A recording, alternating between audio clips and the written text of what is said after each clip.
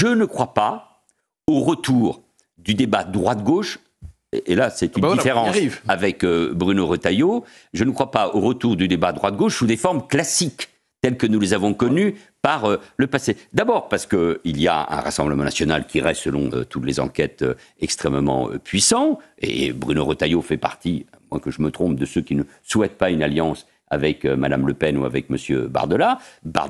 Il y a une extrême gauche ou une gauche mélenchoniste qui est toujours forte, autour de 10%, nous le voyons bien. Et parfois les ambiguïtés au sein du Parti socialiste, c'est le moins qu'on puisse dire, quant à la pérennité des alliances avec la France insoumise. Donc je pense que face à cette situation, il n'y aura pas d'autre choix que de continuer à dépasser les affrontements anciens et à trouver, mais à condition que ça soit sur un véritable projet, un véritable programme législatif, de véritables accords de coalition, ce qui n'est pas le cas aujourd'hui. Donc vous parlez d'un ticket, Philippe, Retailleau... Non, je parle de principe. Il faut un seul candidat à la présidentielle. Un seul candidat à la présidentielle 2027 pour l'espace. Ça, c'est la stratégie, la tactique. Le socle commun. Ça, c'est la stratégie ou la tactique. Ça n'est pas inutile pour être présent au second tour et pour. Avec ce que vous venez de décrire, un Rassemblement national très fort et une gauche encore forte. Bien sûr. Mais est-ce que ça va changer ? Est-ce que ce paysage politique va changer ? Je ne le crois pas. On verra bien. On peut être surpris. Mais en tout état de cause, si nous voulons éviter le deuxième tour.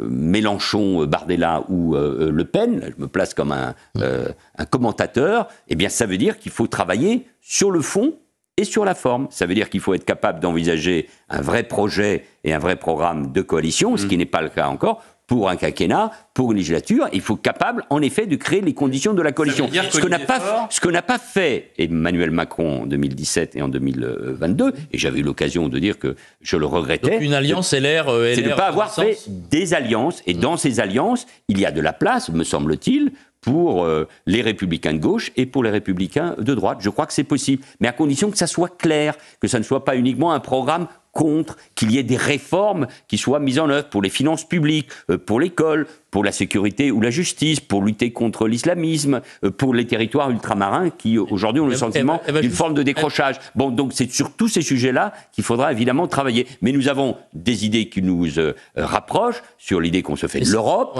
notamment par rapport à ce qui se passe en Ukraine, sur l'économie de marché, sur les réformes nécessaires. Ça va jusqu'où les républicains de gauche ? Vous dites que vous êtes un républicain de gauche. Est-ce que ça va jusqu'au Parti socialiste ? Et Olivier Faure vient d'être réélu à la tête du Parti socialiste. Est-ce que vous pouvez travailler avec lui ? Ça, c'est de la responsabilité du Parti socialiste. Moi, j'ai bien vu ces derniers temps, et je m'en réjouis, le Parti socialiste avait marqué distance par rapport à Jean-Luc Mélenchon. Si demain il y avait des élections législatives, est-ce qu'ils repartiraient ensemble ? Ils le laissent entendre. Donc là, c'est un vrai sujet. Voteront-ils demain une motion de censure ? Ils ne l'excluent pas. Bon, et donc j'entends... C'est Emmanuel Valls. Pas du tout, et j'entends d'autres voix, celle de François Hollande, celle de Bernard Cazeneuve qui n'est plus au Parti socialiste, celle de Raphaël Glucksmann, et j'entends la voix sage, non pas d'un acteur, mais de quelqu'un qui compte toujours, qui est Lionel Jospin, qui rappelle que le Parti socialiste est dans l'opposition, qu'il doit s'opposer, mais qu'il ne peut pas créer les conditions du désordre et du chaos et de la déstabilisation en votant la motion de censure. Donc à partir de là, il y a un certain nombre de principes.